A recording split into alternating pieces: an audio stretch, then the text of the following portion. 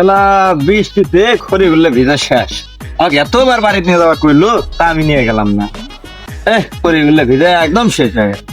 আস্তে আস্তে আস্তে আস্তে এদিকে আসো এদিকে আসো এদিকে আসো। কাকা বলেন, কাম করতে হইছে, কি কাম? মাল একটা পাইছি সেই। হুম, তুমি একটা কাম করো, তুমি যাইয়া একটা শক্তিশালী ইঞ্জিন শক্তিশালী ইঞ্জিন। হ্যাঁ আচ্ছা ঠিক আছে।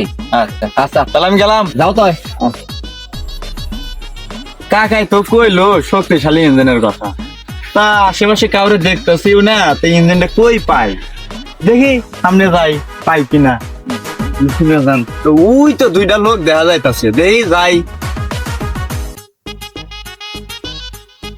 ভাই, আমার কাকা একটা আমার শক্তিশালী ইঞ্জিন নিতে বলছে, তা আপনার ইঞ্জিনে কি শক্তি আছে?